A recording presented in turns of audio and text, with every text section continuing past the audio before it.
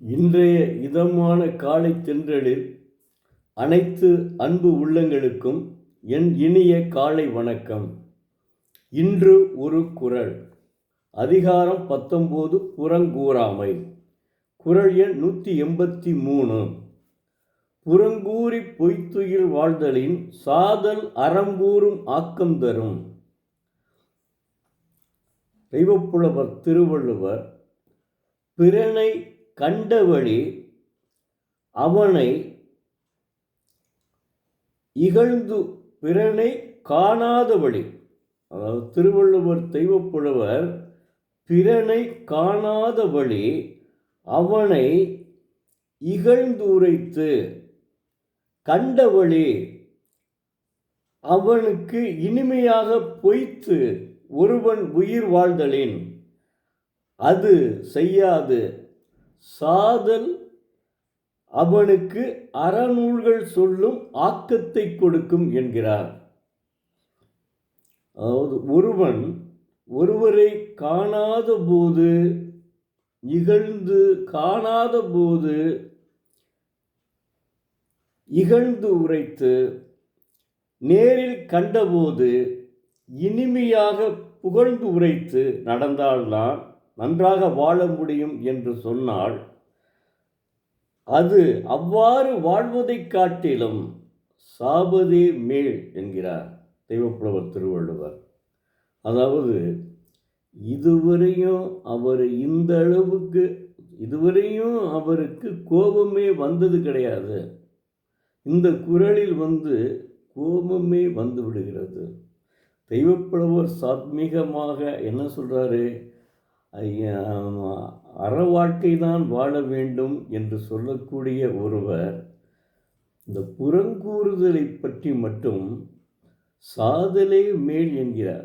சிந்திச்சு பாருங்க, எவ்வளவு அவர் எடுத்திருக்கார் இந்த புறங்கூறுதலை பற்றி. ஏன்னா எத்தனையோ பெரிய கலவரங்கள் இன்னைக்கு நாட்டிலே நடக்கக்கூடிய கலவரங்களே புறங்கூறி பொய்த்துயிர் வாழ்தலின் சாதல் அறங்கூறும் ஆக்கம் தரும். இன்றைய நாடை எடுத்துக்கொண்டால் ரஷ்யாவுக்கும் உக்ரைனுக்கும் போர். அதில் எந்தெந்த நாடுகள் புறங்கூறி பொய்த்துயிர் வாழ்ந்தது தெரியுமா? நாடுகளே புறங்கூறி பொய்த்துயிர் வாழ்ந்து கொண்டிருக்கின்றன. தெய்வப்புலவர் 2000 ஆண்டுகளுக்கு முன்பு சொன்னது இன்று நடைபெற்று கொண்டிருக்கிறதுங்க. இவ்வளவு பெரிய இது. அதில் என்ன இருக்கு? அதாவது அதில் நோபல் பரிசு கிடைக்கணும். என்னையா உலகம், இப்படியும் மனிதர்கள் இருக்கிறார்களே, இவர்களையும் தேர்ந்தெடுத்திருக்கிறார்களே என்று நினைக்கும் போது இது மக்கள் ஜனநாயகமா அல்லது அதாவது மன்னர் ஆட்சி காலத்தில் வந்த ஹிட்லரின் ஆட்சி காலத்தில் இருந்த ஒரு சர்வாதிகாரமா என்று எண்ண தோன்றுகிறது. சிந்திச்சு பாருங்க. நல்லா எவ்வளவு அருமை. இதுவரை எப்படி சொல்லிட்டு வந்தார், ஆனால் இந்த குறளில் மட்டும் எப்படி சொல்கிறார் பாரு. புறங்கூறி பொய்த்துயிர் வாழ்தலின் சாதல் அறங்கூறும் ஆக்கம் தரும். நீ பிறனை கண்டபோது அவரிடம் இனிமையாக பேசி பொய்த்து இனிமையாக பேசி காணாத போது அவரை பழித்து பேசுதல் நல்லது பழித்து பேசுதலை விட சாவதே மேல். அதாவது அப்படி பேசுவதை விட வறுமையால் இறந்து விடுதல் அறங்கூறும் அறநூல்கள் சொல்லும் ஆக்கத்தை கொடுக்கும் என்கிறார். உண்மையிலேயே அவருக்கும் கோபம் வருமானு இந்த குறளை படித்த உடனே தான் நம்மளுக்கு தெரிகிறது. அவர் எவ்வளவு நொந்து பேசுகிறாருன்னு பாருங்க. அது வாழ்க்கையிலே இன்பத்துப்பாலில் தான் அவர் அனுபவித்து பேசியது. மற்ற எல்லா அறத்துப்பாலும் சரி பொருட்பாலும் சரி அவர் எப்படி பேசுகிறார் என்றால், அவர் மற்றவர்கள் செய்யும் நடவடிக்கைகளை கலந்து உன்னிப்பாக கவனித்து அதற்கு தான் இந்த அறநூல்கள் எழுதியிருக்கிறார். அறத்துப்பாலும் பொருட்பாலும். ஆனால் இன்பத்துப்பாலும் மட்டும் அவர் அனுபவித்த ஒரு பால். இன்பத்துப்பாலை கல்லூரி மாணவர்கள் படியுங்கள் தயவு செய்து. அதனால் ஒன்றும் தப்பு கிடையாது. நீங்கள் இன்பத்துப்பாலை கல்லூரி மாணவர்கள் படித்தால் நீங்கள் ஒழுக்கமானவர்களாக இருப்பீர். கடைசி வரையும் கற்பையே உங்கள் எண்ணமாக திண்ணமாக வாழ்ந்து வருவீர்கள். திண்ணமாக எண்ணமாக வாழ்ந்து வருவீர்கள். அத்தகைய ஒரு இன்பத்துப்பால். மலரினும் மெல்லிது காமம் அதனை செவ்வி தலைப்படுவோர் வெகு சிலரே என்பார். அந்த அர்த்தத்தை படித்தால் உங்களுக்கு புரியும். அவ்வளவு அற்புதமாக இருக்கும். முதலில் ஒரு கணவனும் மனைவியும் இல்லறம் மேற்கொண்டால் அதுதான் அந்த வழிதான் சிறந்த வழி என்பதை புகுத்தியிருப்பார். அனைத்து இன்பத்துப்பாடு குரலிலும் அருமையாக எழுதியிருப்பார். அதனால் இந்த குரலை எடுத்துக்கணும். இப்போது நமக்கு அது தேவையில்லை. இந்த குரலில் அவரும் கோபப்படுகிறார் என்பதை பார்க்கும்போது நீங்கள் எதுக்குங்க அடுத்தவனை போய் புகழ்ந்து பேசி இருக்கிற இடத்துல ஒன்றை பேசுகிற, ஒன்றை பேசுகிற, நீ ஆள் இல்லாத சமயத்தில் ஒன்றை பேசுகிற, அப்படி பேசி ஏன் நீ வாழ்க்கையை வீணடித்து கொள்கிறாய்? அதற்கு அப்படி பேசி அதனால் பொருள் வாங்கிறது. அதனால் பொருள் வாங்கி அப்படி வாழ்வதை காட்டிலும் சாவதே மேல் என்கிறார். இதுவரையும் அவர் சாவதே மேல் என்று சொன்னதே கிடையாது. அவர் சாவதே மேல் என்று சொல்கிறார். அது அப்படி சாவதே மேல் என்றால் அப்படி ஒருவன் இறந்தால் அது அறநூல்கள் கூறும் ஆக்கத்தை கொடுக்கும் என்கிறார். அவன் புறங்கூறி பொய்த்துயிர் வாழ்தலின் சாதல் அறங்கூறும் ஆக்கம் பெறும். மனிதனாக வாழ வேண்டுங்க. அதாவது மனிதனாக வாழ்க்கை என்பது எப்படியும் வாழலாம். ஆனால் இப்படித்தான் வாழ வேண்டும் என்கிறது திருக்குறள். திருக்குறள்படி நீங்கள் வாழ்ந்தால் நிச்சயமாக உங்கள் வாழ்க்கை வளம் வரும். மாணவ செல்வங்களே, தயவு செய்து தினந்தோறும் ஒரு குறளை படித்து வாருங்கள். படித்து வந்தால் நிச்சயம் நீங்கள் வாழ்க்கையில் முன்னேறுவீர்கள். நீங்கள் உங்கள் நாட்குறிப்பில் எழுதி கொள்ளுங்கள். தினந்தோறும் நான் பேசுவது மட்டுமல்ல, நீங்கள் படித்த குறளையும் எழுதி அதனுடைய பொழிப்புரையும் எழுதி கொள்ளுங்கள். அது உங்களுக்கு பின்னாடி பயன்படும்.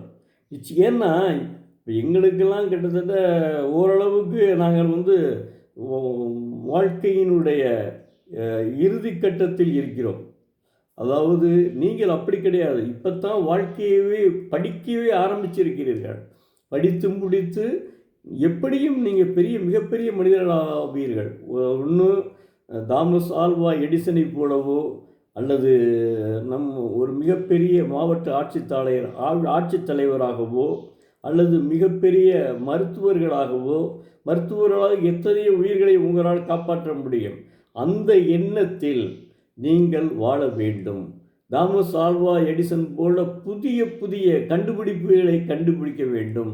இப்போ A1 கண்டுபிடிச்சிருக்காங்க, AI, ஆர்டிஃபிஷியல் இன்டெலிஜென்சி. அதைவிட நீங்களே இதைவிட மேலாக கண்டுபிடிக்க முடியும். அதுவும் தமிழகத்தில் இருந்து போனவர்கள் தாங்க 3 மிகப்பெரிய அதாவது சிஇஓவாக இருக்காங்க. இங்கே சாஃப்ட்வேர் இன்ஜினியர்ஸ் ஆஃபீஸில் அமெரிக்காவில் 3 தமிழக மாணவர்கள் தான் படித்து மிகப்பெரிய படிப்பை படித்து அவர்கள் இன்றைக்கு தலைமை பொறுப்பில் இருக்கிறார்கள். அதனால் தமிழனுக்கு ஒரு தனி குணம் உண்டுங்க. தமிழனுக்கு தனி குணம் உண்டு, தனித்திறன் உண்டுங்க. அது உண்மையிலேயே மறக்க முடியாத ஒன்றுங்க. அதனால் வாழ்க்கையில் நீங்கள் அறத்தையே விரும்புங்கள். அதாவது நான் திருக்குறளை படிக்க சொல்வது என்னன்னா, திருக்குறளையும் படிங்கள். அத்துடன் திருக்குறளை படிக்கும்போது வாசிப்பையும் நேசிக்க கற்றுக்கொடுங்கள். போலந்து நாட்டிலே பள்ளியிலே சேரும்போதே வாசிப்பிற்கு என்ற ஒரு தனி நூல் கொடுத்து விடுவார்களாம். அது நம் நாட்டிலே இல்லை. முதலில் நான் படிக்கையிலே நம் நாட்டிலே மாரல் கிளாஸ்னு ஒன்று இருக்கும். நீதி நூல்களை படிக்க வேண்டும் என்ற ஒரு வகுப்பே இருக்கும். அந்த நீதி நூல்களை படிக்கும்போது அந்த நீதி கதைகள் சொல்லுவார்கள். ஒவ்வொரு ஆசிரியரும் வந்து ஒரு ஆசிரியர்னால ரொம்ப ஒரு ஆசிரியர் எல்லாருமே பாராட்டுவோம். அவ்வளோ அற்புதமான நீதி கதைகளை சொல்வார்கள். அது இப்போ எடுத்துட்டாங்க. அதாவது வர ஜெனரேஷனில் வந்து என்னென்னமோ மாற்றங்களை செய்கிறார்கள். அந்த மாற்றங்களுக்கு பதிலாக நீங்கள் நல்ல நூல்களை வாங்கி சும்மா அதாவது பொழுதுபோக்கமும் செய்யுங்கள், படியுங்கள். அதே சமயத்தில் நல்ல நூல்களை இப்போவே வாசிப்பை கற்றுக்கொள்ளுங்கள். வாசிப்பை கற்றதனால்தான் தாமஸ் ஆல்வா எடிசன் மிகப்பெரிய மின்சார பல்பை கண்டுபிடிக்க முடிந்தது. இன்றைய அதாவது ஏன் இது உலகைச் செதுக்கிய திருக்குறள் நம்ம சொல்கிறோம்? இன்றைய சுகாதார துறை தலைவர் இருக்கார்ல, ககன் சிங் பேடி, அவர் வந்து எங்களுடைய வாரியத்திலே வந்து தலைமை பொறுப்பிலே மேலாண்மை இயக்குநராக இருந்தார். அப்போது நான் உதவி கணக்கெழுவலராக பணிபுரிந்தேன். ஆனால் மாதந்தோறும் நாங்கள் சென்னைக்கு சென்று வர வேண்டும். அப்போது அவர் என்ன செய்வார் என்றால், சென்னைக்கு செல்லும்போது அவர் கருத்துக்களை சொல்லுவார். நீங்கள் இவ்வளவு சாதிச்சிருக்கீங்க, இது பத்தாது, இன்னமும் நிறையா நீங்கள் சாதிக்க வேண்டும். ஏன்னா உங்களுக்கு அந்த டிமாண்ட் கலெக்ஷன் இருக்க டிமாண்ட் கலெக்ஷன் நாங்கள் போட்டுருவோம், அதை கலெக்ஷன் பண்ணணும் பஞ்சாயத்தில் இருந்து. நீங்கள் கலெக்ஷன் பண்ணுறது பத்தாது, இன்னும் கலெக்ஷன் செய்ய வேண்டும்.